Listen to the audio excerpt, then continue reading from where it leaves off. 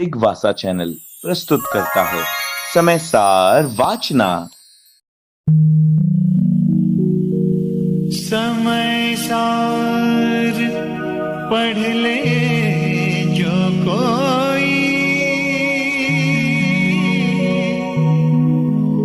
ताहि तनाव कभी नहीं होई।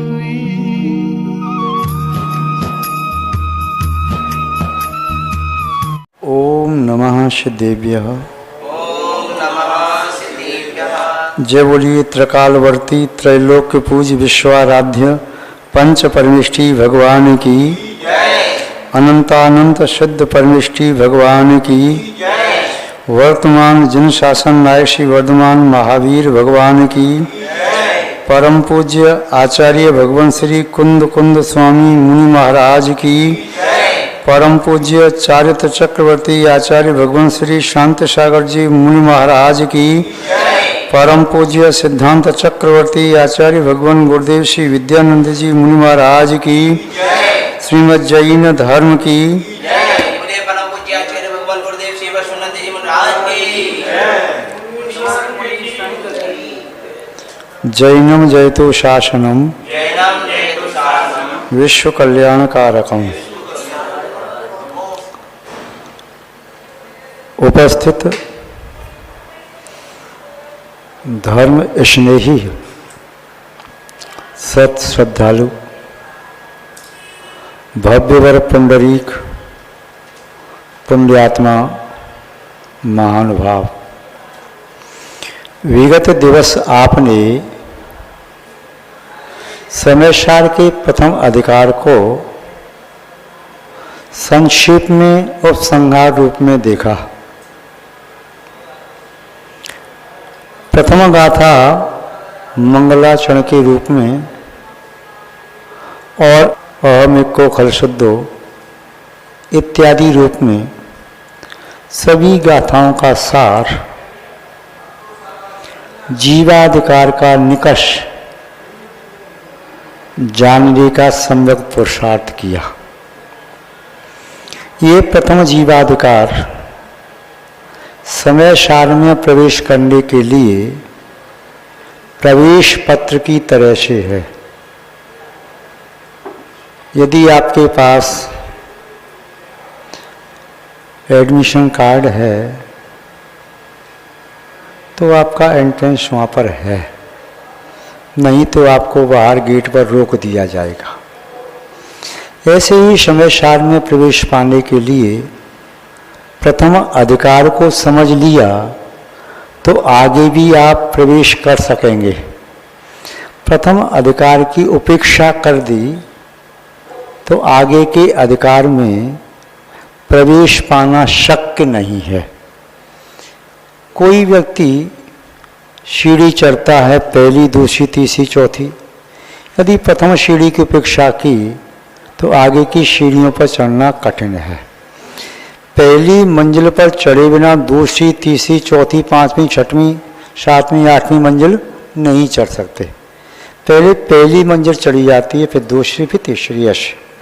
तो प्रथम अधिकार को जानना समझना अत्यंत आवश्यक है। जीवाधिकार, मैं कौन हूँ? मैं जीव हूँ। 6 द्रव्य में जीव सर्वश्रेष्ठ है। 9 पदार्थों में जीव ही सर्वश्रेष्ठ है। 5 अस्थिकाय में जीव सर्वश्रेष्ठ है। 7 तत्वों में जीव ही सर्वश्रेष्ठ है। इसलिए ये सभी जीव के लिए हैं। जीव जीव का उपकार करता है, पुद्गल भी जीव का उपकार करता है। धर्म द्रव्य, अधर्म द्रव्य, आकाश और काल द्रव्य जीव का उपकार करते हैं। ये व्यवहार में जाना और देखा। निश्चय में आत्मा जब आत्मा में लीन हो जाती है तब आत्मा आत्मा का उपकार करती है और आत्मा को जो कुछ चाहिए वह आत्मा में आत्मा के पास है। बाहर से आत्मा को कुछ भी नहीं चाहिए। आत्मा का स्वभाव पर पदार्थों को स्वीकार करना नहीं है। आत्मा का स्वभाव स्वद्रव्य में संलग्न रहना है, लीन रहना है, किंतु स्वद्रव्य में लीनता पर पदार्थों का त्याग किए बिना संभव नहीं है। एक साथ आप दो काम नहीं कर सकते। आप गाल भी फुला लें और अट्टहास करके हंस लें। जब गाल फुलाएंगे तो दोनों ओष्ठ आपके चिपक जाएंगे, तब गाल फूलेंगे, हवा अंदर रहेगी। और अट्टहास करेंगे तो दोनों ओठ खुलेंगे, आपके दांत बाहर दिखेंगे। तो जैसे दो काम एक साथ नहीं हो सकते, हंसना और गाल फुलाना। आंख बंद करना और आंख पूरी आंख खोल के देखना, ये दोनों एक साथ नहीं हो सकते। श्वास लेना और श्वास छोड़ना एक समय में दो क्रिया नहीं हो सकती। तो श्वास ले रही हो, कहते योगाचार लंबी सांस खींचो, तो सांस खींचती हो तो उसमें छोड़ नहीं सकते। जब छोड़ रही हो सांस खींच नहीं सकते। सुई के माध्यम से वस्त्र की सिलाई होती है, तो सुई में क्या होता है, एक ओर उसके चलने का मुख होता है, दूसरी ओर उसमें छेद होता है, उसमें धागा डाला जाता है। उसके बाद सुई सिलाई करती है, एक ओर करती है। यदि सुई में दोनों ओर ही मुख हो, धागा डालने का छेद न हो, तो सिलाई कर पाएगी। या दोनों ओर धागा डालने का हो, मुख नहीं हो, तो सिलाई न कर पाएगी। एक राहगीर एक साथ दो विपरीत मार्ग पर नहीं चल सकता। पूर्व की ओर भी चले, पश्चिम की ओर भी चले, नहीं चल सकता। यदि पूर्व की ओर चल रहा है तो पश्चिम की ओर पीठ हो गई, दूरी बढ़ रही है। उधर चल रहा है तो पूर्व की ओर पीठ होगी, इधर से दूरी बढ़ रही है। इसलिए तो कवि ने कहा, दो मुख सुई सीनी कंथा, दो मुख राही चले न पंथा, दोई काज न हों शयाने, विषय भोग और मोक्ष जाने। दोनों एक साथ नहीं हो सकते। विषयों का सेवन, मोक्ष जाना ऐसे ही संभव है जैसे राई एक साथ दो विपरीत मार्ग पर नहीं चल सकता, सुई एक साथ दो मार्ग पर नहीं चल सकती, नहीं सिलाई कर सकती। उसी तरह एक जीव संसार में परिभ्रमण भी कर ले और मोक्ष के सुख को प्राप्त कर ले, संभव नहीं है। महानुभाव, यहाँ पर आचार्य महोदय ने आत्मा का स्वरूप समझाया कि आत्मा का स्वरूप क्या है। तो आत्मा का स्वरूप पहली अधिकार में ये जो बताया कि आत्मा सभी द्रव्यों से पृथक है। पुद्गल नवधर्म अधर्म काल इनते न्यारी है जीव चार। जीव इन सब से पृथक है। अजीव जीव नहीं है, जीव अजीव नहीं है। अजीव कभी जीव नहीं हो सकता, जीव कभी अजीव नहीं हो सकता, दोनों अलग अलग है। उपसंहार की गाथा में कहा कि मैं आत्मा एक हूँ और मैं को कल शुद्ध हूँ, ज्ञान दर्शनमय हूँ, मैं अरूपी हूँ, मेरा एक परमाणु मात्र भी संसार में नहीं है, वह चैतन्य आत्मा हूँ। आगे यहाँ पर अजीबात्कार बता रही हैं, जिन मिथ्या दृष्टि परवादी वैरात्मा जीवों ने आत्मा को पर पदार्थों में मान लिया है, पुद्गल में आत्मा मान लिया है, ऐसे मूढ़ व्यक्ति हैं। उन्हें समझाते हुए कह रहे हैं कि जो पुद्गल है वह कभी भी आत्मा नहीं हो सकता। पुद्गल कभी भी आत्मा नहीं था और पुद्गल आज भी आत्मा नहीं है और पुद्गल भविष्य में भी आत्मा नहीं होगा। आत्मा भी पूर्व काल में पुद्गल नहीं थी, आत्मा आज भी पुद्गल नहीं है और आत्मा कल भी पुद्गल न हो सकेगी।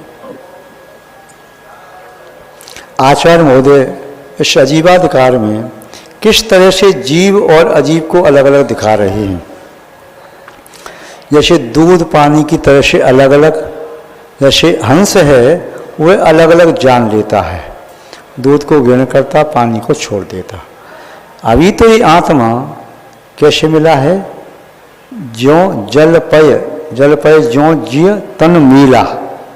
जल पय जैसे जल और दूध मिला दें तो ऐसे ही जीव और तन, आत्मा और तन दोनों मिला, पे भिन्न भिन्न नहीं भेला, किंतु इन दोनों को हमने भिन्न भिन्न नहीं जाना। आत्मा से पुद्गल से मेरा भिन्न भिन्न भेलो नहीं भव, भेलो को तो उनसे हमारा भेलो बहुत दिनों से नहीं भव, भेलो माने मिलन, मिलन वो हमें बहुत दिनों से नहीं मिले ऐसे कहोगे। या पहले कहते भेलो शब्द कहते थे कि बहुत दिनों बाद भेलो बहुत तुमसे हमाओ, तो भेलो यानी मिलन नहीं हुआ। तो ये भिन्न भिन्न हमने आत्मा को भेलो नहीं, यानी आत्मा को भालो नहीं, आत्मा को जाना नहीं। आत्मा जीव को जब भी जाना हमने मिक्स रूप नहीं जाना, शुद्ध नहीं जाना। दूध और पानी को हमने दूध मिले पानी को और दूध जाना, शुद्ध दूध को दूध नहीं जान पाए। अब आचार्य महोदय बता रही हैं कि संसारी प्राणियों की क्या क्या धारणाएं हैं आत्मा के संबंध में, उन धारणाओं को बता रहे हैं। फिर आत्मा का स्वरूप जो पूर्व बताया आगे बताएंगे, तो उन्हीं के शब्दों में देखें। ये 5 गाथाएं यहाँ पर पंचक है, 5 गाथाओं का अर्थ एक साथ है। इन 5 गाथाओं को देखते हैं। अपार मयाड़ंता मूढ़ादो परवप्पवादो के जीवे अजवशाणम कम्मं च तहा परो विंती अवरे अजवशाणेषु तिब्बमंदानुभाव भागवम जीवम मरणन्ति तहा अवरे लोकम्मं चाभिजीवोति कम्मस्योदयं जीवो अवरे कम्माणु भागमीच्छन्ति तिब्बत्तण मंदतण गुणैः जोषो हवति जीवो जीवो कम्मम ओयम दौर्णवी खलु केवि जीवमीच्छन्ति अवरे संयोग युणदु कम्माणं जीवमीच्छन्ति एवं व्यावो व्या परमपाणं वदन्ति वेहा ते ऋण परमठवादी ऋक्षवादी हिम ऋदिष्ठा। अब आचार्य महोदय क्या कह रहे, एक ही गाथा का यहाँ पर अर्थ देखते हैं। अपार मया रंता मूढ़ा, अनंत मूर्ख प्राणी मूर्ख जीव अपार मया आत्ममय मानते हैं। क्या? अध्यवसानम जीवो, जीव और अध्यवसानों को दोनों को एक मानते हैं। अध्यवसान क्या है? अध्यवसान होता है परिणाम। जीव के जो राग द्वेष के निमित्त से परिणाम होते हैं, मोह के निमित्त से परिणाम होते हैं, उसे अध्यवसान कहते हैं। ये अध्यवसान कषाय के निमित्त से होते हैं, मोह के मिथ्यात्व के राग द्वेष के निमित्त से होते हैं, जो परिणामों में तरतमता आती है वे अध्यवसान। अथवा कर्म जो हैं भाव कर्म, उसे कोई लोग जीव कहते हैं, चतः परोविंती से प्रोपन करते हैं। जैसे कोई व्यक्ति कहे दूध ही घी है, दूध ही घी है, तो क्या वास्तव में दूध घी है? दूध घी नहीं है। तिल ही तेल है, तो क्या वास्तव में तिल तेल है? काष्ठ ही अग्नि है, क्या काष्ठ अग्नि है? बीज ही वृक्ष है, क्या बीज वृक्ष है? नहीं। इसी तरह से दूध को घी नहीं कह सकते, क्योंकि घी का लक्षण, संज्ञा, लक्षण, गुण, धर्म, स्वभाव अलग है, दूध का अलग है। जो काम घी से किया जा सकता है वह दूध से नहीं किया जा सकता। घी से नाना प्रकार के पकवान बनाए जा सकते हैं। चाहे पूड़ी बनाओ, चाहे कचौड़ी बनाओ, चाहे अन्य प्रकार के तलने वाले पकवान बनाओ, किंतु क्या भी पकवान दूध में तले जा सकते हैं? तेल में जो चीज़ बनाई जा सकती है, नाना प्रकार के पकवान, क्या वे तिल में तले जा सकते हैं, सेके जा सकते हैं? नहीं। अग्नि से जो काम हो सकता है, क्या वह काम लकड़ी से हो सकता है? जो काम वृक्ष से होता है, वृक्ष के उपयोग होता है, क्या वही बीज में संभव है? नहीं। इसी तरह दूध दूध है, घी घी है। ये बात ठीक है कि दूध में घी है, तिलहन में तेल है, काष्ठ में अग्नि है, या आपने कहा बीज में वृक्ष है। ऐसे ही इस शरीर में आत्मा है, किंतु शरीर आत्मा नहीं है।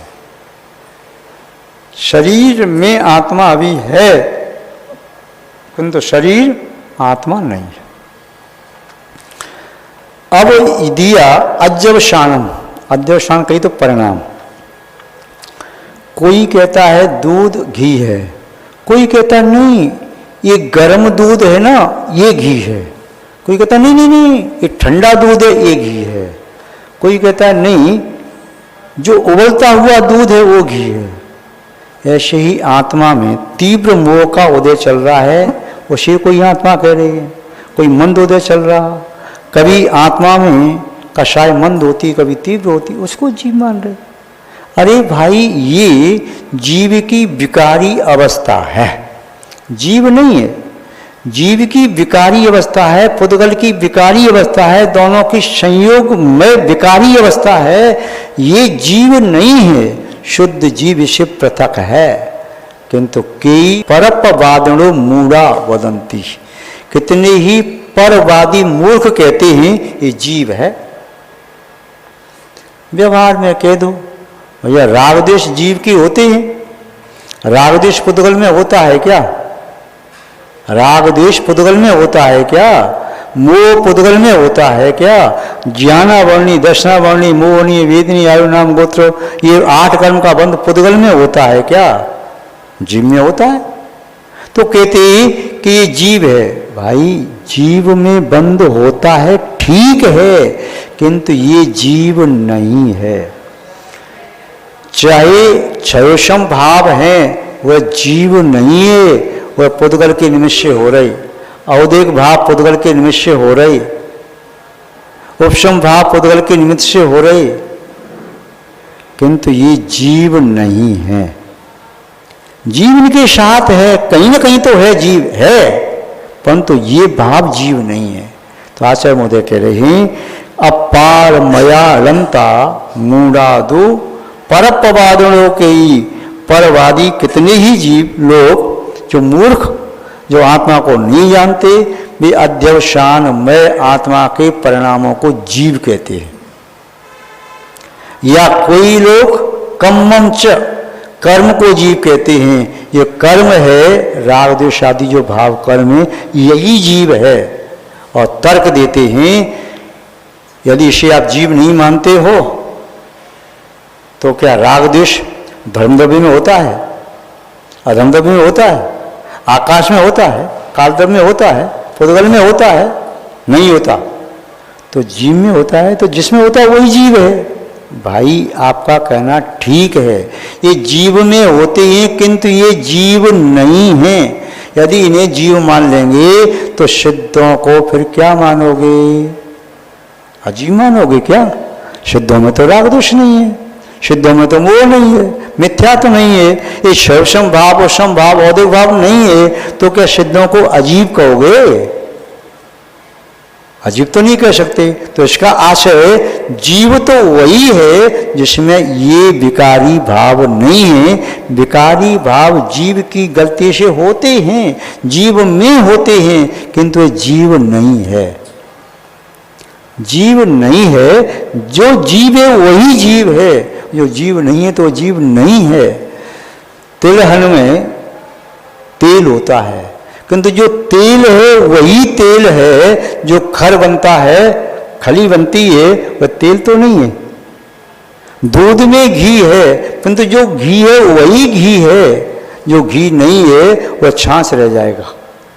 हम छाछ को घी कैसे कहेंगे? ऐसी आत्मा में राग द्वेष आदि भाव हैं, आत्मा में हैं किंतु आत्म स्वरूप नहीं है। दूध की जो अवस्था है गर्म ठंडे आदि की, ये आत्मा की अवस्था भी है। कषाय की तीव्रता मंदता इत्यादि हो सकती है, परिणाम हो सकते हैं, कैसे भी परिणाम हो। ये परिणाम जीव की असाधारण भाव हैं। कौन से भाव हैं? असाधारण भाव हैं। इसका असर क्या है? ये भाव अन्य द्रव्यों में नहीं पाए जाते, ये जीव में पाए जाते हैं। हाँ बिल्कुल ठीक कह रहे, जीव में पाए जाते हैं किंतु ये जीव नहीं कहलाते। जो चीज इसमें पाई जाए वह नहीं है। पुष्प में गंध पाई जाती है, क्या गंध पुष्प है? गंध पुष्प तो नहीं है। ऐसे ही किसी कंकड़ पत्थर में चुभन पाई जा रही है, क्या चुभन ही पत्थर है? पत्थर तो पत्थर है। उसकी एक विशेषता को लेकर के और विकृत में विशेषता को लेकर के उसे कैसे कह सकते हो? मिट्टी काली मिट्टी पड़ी, उसमें घड़ा बनने की सामर्थ्य है, तो मिट्टी घड़ा नहीं है। मिट्टी घड़ा नहीं है, घड़ा ही घड़ा है। मिट्टी घड़ा बन सकती है बाद में, किंतु आज मिट्टी को मिट्टी कहेंगे, घड़ा नहीं कह सकते। मिट्टी में भी कंकड़ पत्थर पड़े हैं, उसे कुंभकार अलग करता है, फिर मिट्टी को भिगोता है, फिर गूंथता है, बाद में घड़ा बनाता है। तो वे कंकड़ पत्थर घड़ी थी क्या? नहीं। और जो सूखी मिट्टी थी घड़ा थी क्या? नहीं। गीली मिट्टी भी घड़ा है क्या? नहीं। यदि मान लें तो क्या हानि है? बहुत सारी हानि है। जो काम घड़े से हो सकता है वह मिट्टी से नहीं हो सकता। घड़े में पानी भर के रख दो, शाम को सुबह तक पीते और ठंडा हो जाएगा। उस मिट्टी में पानी भर के रखा जा सकता क्या? सूखी मिट्टी गीली मिट्टी कैसी भी मिट्टी है। तो यहाँ कहा कि भाई जीव जो है आत्मा है, वह आत्मा को समझो। अनादिकाल से हमने आत्मा के यथार्थ स्वरूप को नहीं समझा, इसलिए आज पुरुषार्थ करना है आत्मा के सम्यक स्वरूप को समझने का। बिना पुरुषार्थ के आत्मा का स्वरूप समझ में नहीं आएगा, क्योंकि संगी पंचेंद्रिय जीव भी असंख्यात हैं। जब तक वे सम्यक पुरुषार्थ नहीं करते हैं तब तक वे अपने मोहनीय कर्म को उपशम करने में समर्थ नहीं होते। जब तक पुरुषार्थ नहीं करते हैं तब तक ज्ञानावणी कर्म का क्षुषम बढ़ा नहीं सकते। जब तक पुरुषार्थ नहीं करते हैं तब तक अंतराय कर्म का क्षुषम नहीं बढ़ा सकते, या मोहनीय कर्म को कम नहीं कर सकते। पुरुषार्थ करना होता है। आत्मा में गुण हैं, ठीक है, किंतु वे गुण प्रकट कैसे होंगे? अपने पुरुषार्थ से। कनक पाषाण में सोना है, किंतु कनक पाषाण सोना नहीं है। उस कनक पाषाण को जलाओ, उसकी किट कालमा सब जल जाएगी, राख हो जाएगी, सोना सोना बचेगा, तब आभूषण बनेंगे। कनक पाषाण से आभूषण नहीं बन सकते। इस शरीर में आत्मा है, किंतु वह आत्मा कर्मों से सहित है। ये कर्मों से सहित आत्मा भी सिद्ध नहीं है, सिद्ध बनने की शक्ति है। इस आत्मा में 8 गुण हैं सिद्धों जैसे, किंतु अभी वे गुण प्रकट नहीं है, अभी वे गुण कर्मों से ढके हुए हैं। तो आचार्य महोदय क्या कह रहे कि भी कर्म है वह कर्म आत्मा नहीं, कर्म को बांधने वाले परिणाम वे आत्मा नहीं, या आत्मा में आने वाली जो पर्याय हैं उतार चढ़ाव हो रहा है, क्योंकि जीव कूटस्थ नहीं है, उसमें परिणमन होता रहता है।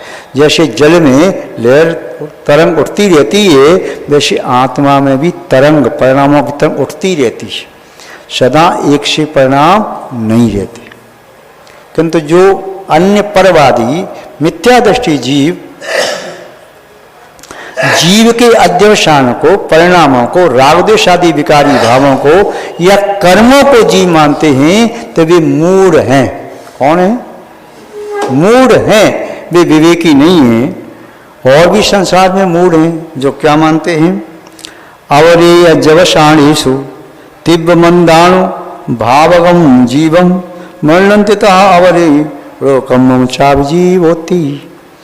अबर और भी जो मिथ्यावादी हैं, परवादी हैं, वे क्या कहते हैं, अध्यवसानेषु, अध्यवसानों में तीव्र मंद अनुभाव जीवम, जो परिणामों में तीव्रता है, तीव्र विशुद्धि, वह विशुद्धि ही आत्मा है, या तीव्र संक्लेशता वही आत्मा है। संक्लेश भाव या विशुद्धि भाव, आप जानते हैं 6 प्रकार की दशा होती है, तीव्र, तीव्रतर और तीव्रतम, मंद, मंदतर और मंदतम, ये 6 दशाएं, अवस्थाएं हैं। इनमें भी अनंत गुणी, असंख्यात गुणी, संख्यात गुणी, विशुद्धि और संक्लेश बनता है। और अनंत भाग हानि, असंख्यात भाग हानि, संख्यात भाग हानि, ये भी होता है दोनों में, विशुद्धि में भी और संक्लिष्टता में भी। जो परवादी परिणामों में होने वाली हानि विशुद्धि को, तीव्र तीव्रतर तीव्रतम परिणामों को, मंद मंदतर मंदतम परिणामों को जीव कहते हैं, वे भी अज्ञानी हैं, भोले हैं, बेचारे नहीं जानते कि वास्तव में वे जीव को छोड़ करके कुछ और पकड़ बैठे। कपड़े में चावल बंधे थे और उन्होंने खोले, बोले चावल हैं, सामने वाले ने कहा, तो उसने चावल तो खोल के बाहर फेंक दिए, कपड़े को ले आया, बोले मैं तो आज चावल की खीर बना के खाऊंगा, और दूध में कपड़ा डाल दिया, उबाल करके कहता मैं तो खीर खाऊंगा। तो उसे खीर बनेगी क्या? बोले खीर तो बनी नहीं, इसे कैसे खाऊं मैं? बोले भले आदमी, चावल से खीर बनेगी, कपड़े से नहीं बनेगी। आपने कहा चावल है, अरे भले आदमी, वो तो चावल का कवर था, इसमें कपड़े चावल बने थे, ये चावल कपड़ा चावल नहीं है, जो अंदर चावल है वही चावल है। आचार्य मोदी बताना चाह रहे हैं कि जो आत्मा है वास्तव में आत्मा वही है, ये अनुभाग आत्मा नहीं है। तीव्र अनुभाग, मंद अनुभाग। दूध में नमक डाल दिया तो दूध खारा हो गया, तो जो खारापन है वह घी नहीं है। दूध में मीठा डाल दिया, जो मीठापन है वह घी नहीं है। जो गर्माहट है वह घी नहीं है। जो फ्रीजर में रख दिया, जो ठंडक आ गई दूध में, शीतलता, वह घी नहीं है। वास्तव में घी तो वही है, जो है सो है। आत्मा क्या है? जो है सो है। आप शब्दों में कुछ भी कहो, शब्दों में आत्मा वैसे नहीं पकड़ सकते। तो यहाँ पर आचार्य मोदी क्या कह रहे?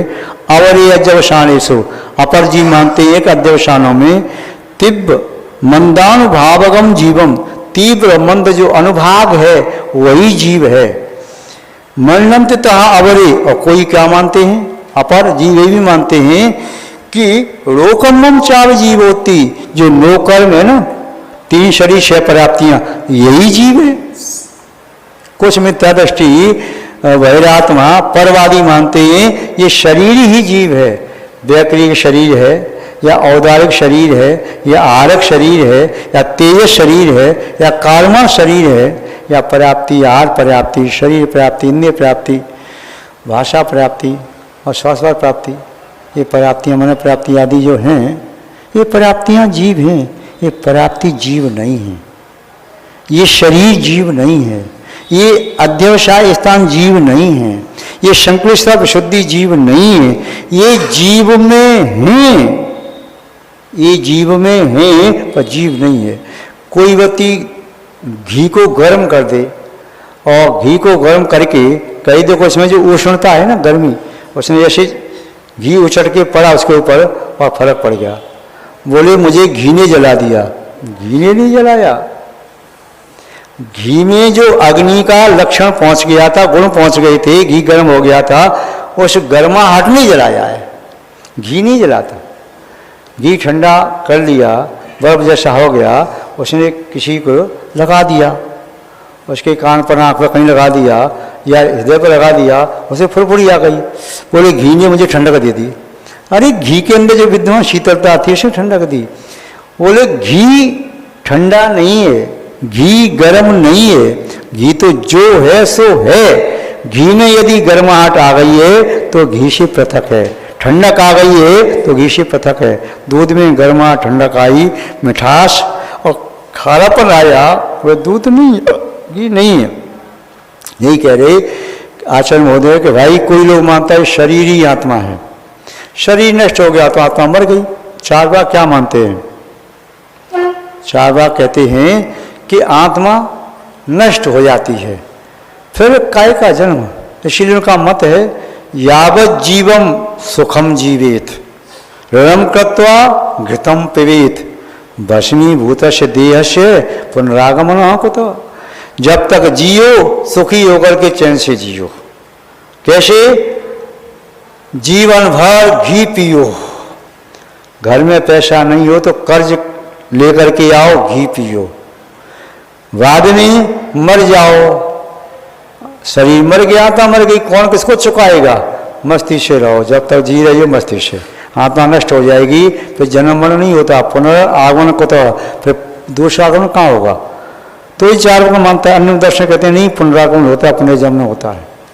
तो यहाँ पर आचार्य महाराज कह रहे हैं कि भाई जो शरीर को भी आत्मा मानता है वह भी अभी आत्मा से अपरिचित है, और जो तीव्र मंद अनुभाग को आत्मा मानता है वह भी आत्मा से अपरिचित है। फिर आत्मा क्या है? और लोग क्या मानते हैं आत्मा के बारे में? तो कुछ लोगों की मानता ऐसी भी है, कम्मस उदयम जीव अवरेकम मानु भागमी क्षंति तिब्बतन मंदतन गुणे जोशो हवदी जीवो। कुछ ऐसा मानते हैं। कम्मस उदयम जीव, जीव क्या है? कर्म का उदय ही जीव है। तीर्थंकर प्रति का उदय आ गया, ये जीव है। उच्च गुत का उदय आ गया, नीच गुत का उदय आ गया, साता विद्नी का उदय, असाता विद्नी का उदय, मोहनी का उदय या ज्ञानावद्ध श्रवण आदि का उदय, बोले ये सब जीव है। भाई ये जीव नहीं है। बोले क्यों नहीं है? क्या ये कर्म का उदय जैसे लकड़ी में आ सकता है, इस धातु में आ सकता है, किसी पुद्गल में आ सकता है, जीव में ही आता है मानते हो? तो हमने उसको जीव कह दिया तो क्या गलत कह दिया? आपने गलत ये कह दिया कि कर्म का उदय जीव में होता है, यह बात सत्य है, किंतु जो कर्म का उदय जीव में हो रहा है वह कर्म का उदय जीव नहीं है, और जो कर्म है वह भी जीव नहीं है, कर्म का आश्रय भी जीव नहीं है, कर्म का बंध भी जीव नहीं है, कर्म का संबर भी जीव नहीं है, कर्म की नजरा भी जीव नहीं है। जीव क्या है? जीव जो है सो है। जीव तो जो है सो है, जो जीव है वही जीव है, उसके अलावा अन्य को जीव नहीं है। तो आचार्य महोदय कह रहे कि कुछ वादी ऐसे मानते हैं कम्मशोद्यम जीवम, कर्म के उदय से जो दशा प्राप्त होती है जीव है। अवरे कम्मानुभागम क्षंति, कर्म के अनुभाग को जीव मानते हैं। क्या क्षंति? कर्म का जो अनुभाग है, अनुभाग होता है चार प्रकार का बंध, प्रकृति बंध, प्रदेश बंध, स्थिति बंध, अनुभाग बंध। अनुभाग माने कर्म के फल देने की शक्ति। 10 व्यक्ति को बुखार आया पर 10 के बुखारों में तारतम्यता अलग अलग है, सबका टेम्परेचर अलग अलग है। 10 व्यक्ति को जुकाम हुआ, उनके जुकाम की तारतम्यता अलग अलग है। 10 व्यक्तियों को सुख मिल रहा है, 10 का सुख अलग अलग है। दुख मिल रहा है, दुख अलग अलग है। तो ये तारतम्यता फल देने की ऐसे अनुभाग कहते हैं। तो कुछ लोग मानते हैं कि कर्माण अनुभाग मिच्छन्ति, कर्म के अनुभाग को ही जीव मानते हैं। तो कुछ लोग ऐसे हैं तीव्रतर मंदतर गुण ही, तीव्रतम और तीव्र, मंदतर मंदतम मंद, गुणित रूप में अनंत गुण, असंख्यात गुण, संख्यात गुण, जो हानि बुद्धि हो रही है वही जीव है। सड और स्थान पतित जो हानि बुद्धि है जीव के परिणामों में, वही जीव है, ऐसा भी कुछ मानते हैं। अवधि जीवो, वह जीव है। कुछ लोग क्या मानते हैं? जीवो कम्मम ओयम दौड़ भी खलो के भी जीव में छंती अवरे संयोग दो कम्मान जीव में छंती। कुछ कहते हैं जीवो कम्मम उभयम, जीव और कर्म इनकी जो उभय अवस्था है उसका नाम जीव है। यदि कर्म से यदि जीव हो गया तो वो जीव नहीं सिद्ध। या जो कर्म जीव शैल हो गया तो कर्म पुद्गल है, वो भी जीव नहीं है। जब दोनों मिले हैं तब जीव है। दही कब है? जब उसमें नमक डाल दिया या उसमें बूरा डाल दिया तब दही है। वो दही शुद्ध को नहीं कह रहे। या दूध को दूध कब कह रहे? जब उसमें मीठा डाल दिया। या सब्जी को सब्जी कब कह रहे? लौकी कहाँ है? लौकी जो फल लगा है बेल को, उसे लौकी नहीं कह रहे। लौकी कब कह रही? उसकी भाजी बना ली, मसाला डाल दिया, अभी लौकी है। तो अशुद्ध आत्मा को कह रही जब कर्म का उदय आ रहा है तो वो जीव आत्मा है। अरे भाई, जब कर्म का उदय नहीं आता है वह शुद्ध जीवात्मा होती है। जो कर्म का उदय आ रहा है वह जीव में आ रहा है। जो प्रकृतियां जीव विपाकी हैं वे अपना फल जीव में दे रही हैं। पुद्गल विपाकी हैं वे अपना फल पुद्गल शरीर में दे रही हैं। जो चित्त विपाकी हैं वे अपना फल विग्रह गति में देती हैं। और जो भव्य विपाकी हैं वे अपना फल एक शरीर में रोक करके रखना, इस प्रकार से फल दे रही हैं। किंतु वह कर्म का उदय जीव नहीं है। कर्म का उदय जीव में है किंतु जीव नहीं है। ऐसे ही कहा कि भी संयोगेन दो कम्मानम जीवम। कुछ हल्दी और चूना का संयोग। हल्दी कैसी होती है? पीली होती। चूना कैसा होता? सफ़ेद होता। दोनों को मिला दो तो लाल रंग हो जाता है। जैसे हल्दी और चूना मिलाने पर लाल रंग होता है, ऐसे ही कर्म और जीव मिल जाते हैं तब जीव बनता है। तो हल्दी और चूना मिलाने पर तीसरी दशा बनती है, न तो हल्दी प्योर न चूना। तो ऐसे यहाँ पर भी कह रहे दही गुड़ व मिश्रम, दही और गुड़ को मिला दो तो दही शुद्ध नहीं रहेगा, गुड़ भी शुद्ध नहीं रहेगा। ऐसे ही कम्मानम और जीव संयोग। कुछ ऐसे भी लोग हैं जो कर्म और जीव के संयोगी अवस्था को जीव मानते हैं। ये भी कह रहे कि कर्म का उदय है तब जीव है, उदय नहीं तो जीव नहीं है। ये कहते कर्म और आत्मा का संयोग हो गया तब वही जीव बना। तो ऐसा भी कुछ मानते हैं। आचार्य महोदय कह रहे भाई इतनी मूर्खता क्यों? आप कह रहे जीव और कर्म का संयोग। जीव आपने कह दिया, कर्म कह दिया, तो जीव और कर्म अलग अलग हैं, फिर दोनों के संयोग को जीव क्यों कह रहे? आप संयोग को जीव भी कह रहे, ये भी कह रहे किसका संयोग? जीव और कर्म का संयोग। तो जीव तो आपने पहले कह दिया। तो इतनी मूर्खता कि आपके वचन ही आप बाधित कर रही हैं कि जीव और कर्म का संयोग जीव होता है। अरे भाई, कर्म का संयोग जीव में मिलता है तो जीव नहीं होता। जीव तो जीव है, कर्म के संयोग से रहित हो या सहित हो वह जीव है। सिद्ध परमेश्वरी रहित हैं, वे भी जीव हैं। और जो कर्मों से सहित हैं तो वे कर्मों से सहित जीव हैं। सहितपना संयोग कर्म का अलग है और जीव अलग है। इस प्रकार से कुछ मानते हैं। आगे आचार्य महाराज कह रहे हैं एवं विहा बहु विहा परम परमप्पान वदंति दुम्वेहा ते न परमठवादी वृक्षवादी ही मृदिष्ठा। एवं इस प्रकार से बहुविहा बहुत प्रकार से पर अप्पानम वदंती दुम्वेहा अन्य परमतवादी हैं। दुम्वेहा दुर्मेधा जिनकी बुद्धि खोटी है, जो अज्ञानी है, कुज्ञानी है, मिथ्या ज्ञानी है, वे क्या कहते? इस प्रकार से नाना प्रकार से पर पदार्थों को आत्मा कहते हैं। आत्मा को आत्मा न कह करके आत्मा की संयोगी अवस्था, कर्म की अवस्था, कर्म का उदय, अनुभाव या बंध, ये सब को जीव कह रही हैं। शुद्ध जीव की दशा को वे जानते भी नहीं, मानते भी नहीं, अनुभव भी नहीं कर पाते। इसलिए वे विकृत भाव को, अवस्था को वह जीव कह रही हैं। वे कौन है? दुम्मेहा, दुर्मेधा, सुमेधा नहीं, दुर्मेधा, खोटी बुद्धि वाले हैं, अज्ञानी है, कुज्ञानी है, विवेकहीन है। ते न परमठवादी, जो ऐसा मानते हैं वे सभी प्रकार के जीव, ते न, वे नहीं है। क्या नहीं है? परमठवादी, परमार्थवादी नहीं है। वे आत्म कल्याण के मार्ग के कर्ता नहीं है, इच्छुक नहीं है, ज्ञाता नहीं है और आत्म कल्याण के मार्ग में संलग्न नहीं है। ते न परमठवादी। ऐसा किन्ने कहा? भाई आप ऐसा कह रहे, क्यों कह रहे? किन्ने कहा कि वे परमार्थवादी नहीं है? क्या आप भी तो हमारे जैसे हैं, आपने कैसे कह दिया हम परमार्थवादी नहीं है? तो ने कहा हम नहीं कह रहे, हम नहीं कह रहे, हम कहते तो आप कहते भैया आप भी हम जैसे हैं। तो ऋच्छवादी ही ऋद्धिठा, जो निश्चयवादी हैं अर्थात जो निश्चय में लीन हैं, रत्नत्रय, अभेद रत्नत्रय, निश्चय रत्नत्रय, बीतरा रत्नत्रय में लीन हैं, ऐसे सर्वज्ञ भगवान की वाणी में खिरा, दिव्य ध्वनि में खिरा। भगवान ने ऐसा कहा, क्या कहेंगे अपन? भगवान ने ऐसा कहा तो भगवान बोलते हैं क्या? हैं? बोलते हैं? नहीं बोलते। भगवान में राग दोष नहीं, बीत राग भी क्यों बोलेंगे?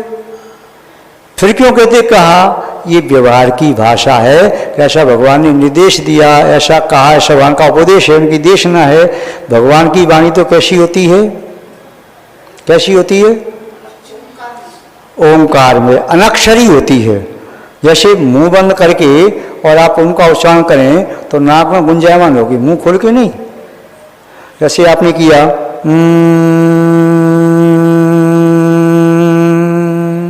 तो ऐसे ओंकार में।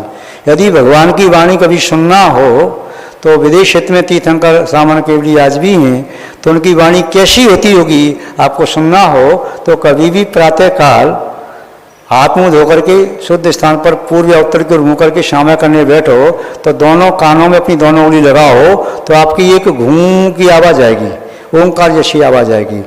ऐसी होती है भगवान की दिव्य ध्वनि, अक्षर में नहीं होती। फिर क्यों कहते हैं, शास्त्रों में क्यों लिखा कि भगवान ने ऐसा कहा, भगवान की ऐसी वाणी है, ये जिन वाणी है, जिन भगवान की वाणी है? भगवान की वाणी सुत में नहीं है और केवल ज्ञानी हैं। उनके पास मति स्वत अवधि मन प्रज्ञान नहीं है और जनवाणी में तो शुद्ध ज्ञान है, किंतु हमारे कर्ण गोचर होती है मागध जाति की दीव, उसे भाषांतर कर देते हैं, परिवर्तित कर देते हैं, तो हमें शुद्ध रूप में ग्रहण होती है। केवल ज्ञान को हम ग्रहण कर नहीं सकते, केवल ज्ञान को हम जान नहीं सकते, केवल ज्ञान का अनुभव कर नहीं सकते, केवल ज्ञान के बारे में चिंतन कर नहीं सकते, क्योंकि हम तो संपूर्ण सत्य को भी नहीं जानते। लोहा सोना हो जाता है, कैसे हो जाता है? पारस मणि के संयोग से। जानते ना, पारस मणि के संयोग से लोहा सोना हो जाता है। पारस मणि लोहे का स्पर्श न करे तो लोहा सोना नहीं होगा, और उस लोहे से आभूषण नहीं बनाए जा सकते। एक पिता अपने बेटे से कह के गया, ये लोहा रखा है, इस लोहे को इस पाशमणि से सोना बना करके इस सब के आभूषण बना देना। उसने पाशमणि का स्पर्श तो किया नहीं और संपूर्ण लोहे के आभूषण बना दिए। पिताजी ने आके कहा, सब आभूषण बन गए? हाँ। दुकान पर लगाया तो सब लोहे के आभूषण। व्यक्ति खरीदने आया, देखा सोने के तो ही नहीं, लोहे के हैं। पिताजी ने कहा, बेटे से बेटा आपने ये क्या किया? पिताजी मैंने आभूषण बना दिए। क्या पाशमणि से स्पर्श कराया था? वो तो नहीं कराया, नहीं कराया ना। तो ये अब आभूषण उपभोक्ताओं के लिए अनुपयोगी हो गए, लोहे के आभूषण नहीं पहनेगा। इसका स्पर्श करा देते तो उपयोगी हो जाते, क्योंकि स्पर्श नहीं कराया ना तो अनुपयोगी हो गए। ऐसी केवल ज्ञानी भगवान की वाणी जब तक अनक्षरात्मक होती है तब तक भव्य जीवों के लिए अनुपयोगी होती है। फिर ऐसा क्यों कहा जाता है कि क्षमोषण में बैठ करके कोई शंका नहीं होती, समाधान हो जाता है? ये केवली भगवान का महात्म्य है। इतनी विशुद्ध वर्णा निकलती हैं, उन विशुद्ध वर्णाओं में संशय नहीं होता, विभ्रम नहीं होता, अनध्यवसाय नहीं होता, बड़ा आनंद आता है। और जब आपको आनंद आता है, सत्य बोलना, क्या उस समय आपके मन में कोई शंका होती है? जब आपको बहुत आनंद आ रहा हो तब आपके मन में किसी से भय होता है? जब बहुत आनंद आ रहा हो तो क्या किसी के प्रति बैर भाव जागृत हो रहा है? जब बहुत आनंद आ रहा हो तो किसी के प्रति ईर्ष्या मात्सर्य का भाव होता है? जब बहुत आनंद आ रहा हो तो किसी की याद आती है? तो भगवान के समोष में बैठ करके तो बड़ा आनंद आता है, उस समय विकारी भावना स्थान नहीं ले पाते।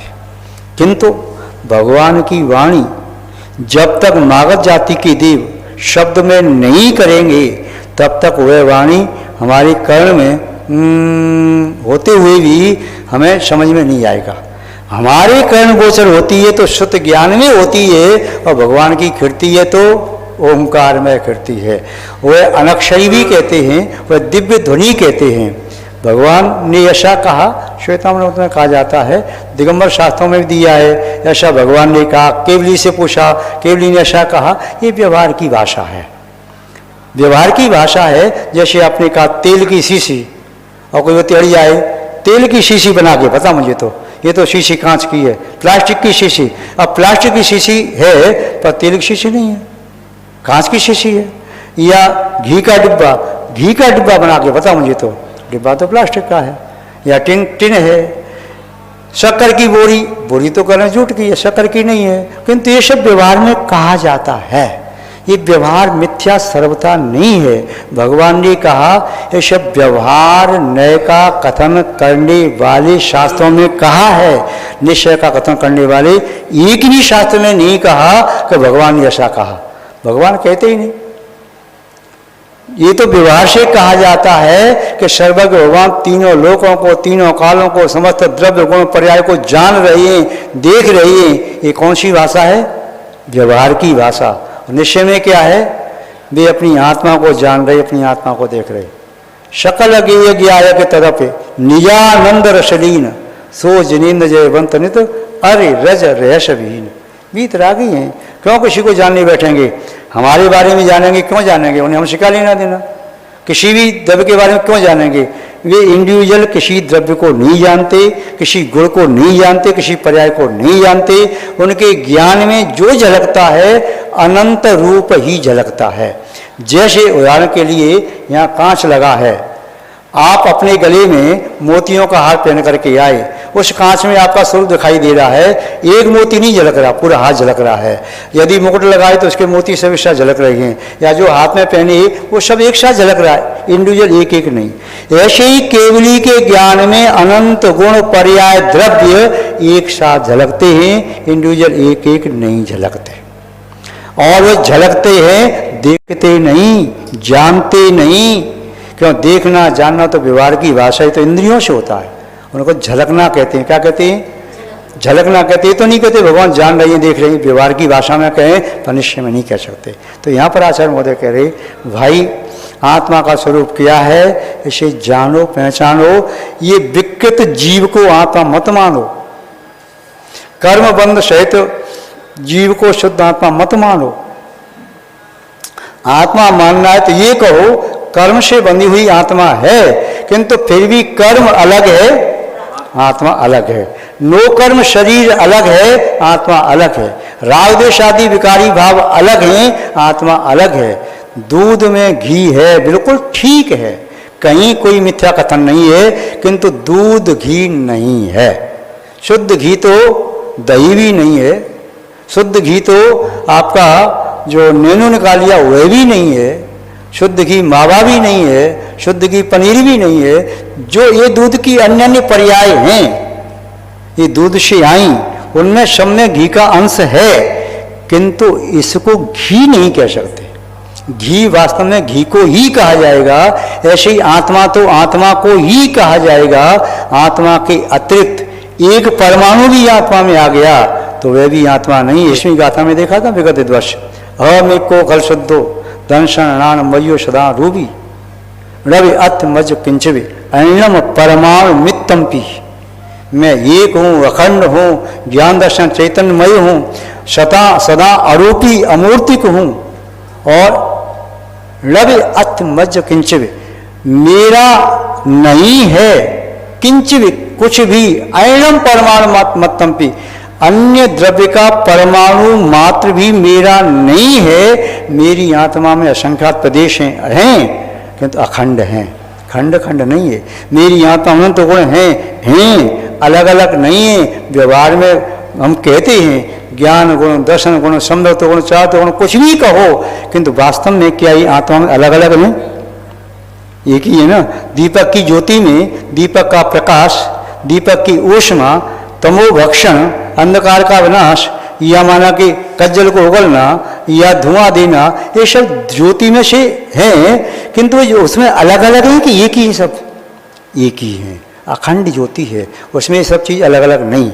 आपके पास मिश्री का टुकड़ा है, उस मिश्री के टुकड़े में जो स्पर्श है, जो रस है, जो गंध है, जो वर्ण है, ये चारों गुण अलग अलग हैं कि एक साथ हैं। ऐसे ही आत्मा में जितने भी गुण हैं वे अखंड हैं, अभेद हैं, प्रदेश हैं, अखंड हैं, अभेद हैं, असंख्यात हैं। पर्याय भी उसमें से निश्चित होती रहती हैं, किंतु वे पर्याय उसकी अविनाभावी होती हैं, बिना द्रव्य के पर्याय नहीं होती, बिना गुण के पर्याय नहीं होती, और बिना पर्याय का कोई द्रव्य कोई गुण भी नहीं होता। इसलिए आत्मा के यथार्थ स्वरूप को समझना चाहिए। ऐसा आचार्य भगवान श्री कुंद स्वामी जी ने समय सार के द्वितीय अधिकार की इन 5 गाथाओं में समझाने का प्रयास किया। हमने और आपने भी कुछ समझने का प्रयास किया। आज इतना ही पर्याप्त है, विस्तार से पुनः कभी आगे देखना चाहिए। जय बोलिए श्री शांतनाथ भगवान की, पूज्य आचार्य गुरुदेव श्री विद्यानंद जी महाराज की, श्रीमद् जैन धर्म की।